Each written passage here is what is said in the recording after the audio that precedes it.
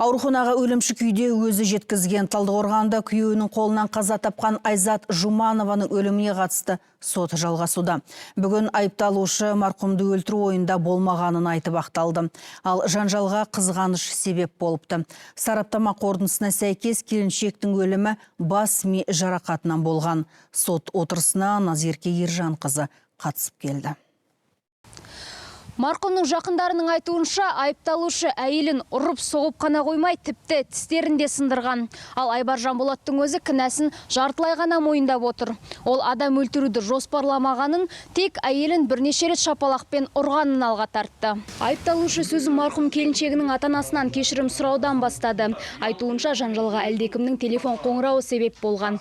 Сол сәтте мас күйдегі ер адам әйелін қызғанып соққыға жығыпты. Кеуде тұсынан жұдырықпен ұрған кезде Айзат шалқасынан жерге құлады дейді ол. Болған іске қатты өкінемін. Бұл оқыс жағдай түсінбестіктен және өзінің сабырсыздығынан орын алып отыр. Мен марқұм жарымды жақсы көремін. Мен ол қасақана өлтіретін ойымда ниетімде болған жоқ. Жарымнан айырылып, балам жетім қалған маған болмай тұрған жоқ.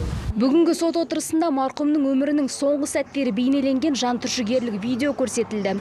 Ал сот медициналық сараптама қорытындысы бойынша келіншектің өліміне бас ми жарақаты себеп болған. Мәйіттен ми ісінуі, жамбас және аяқ қол сүйектерінің сынуы да анықталыпты. Қорытындыда көрсеттік бас ми жарақатының механизміне.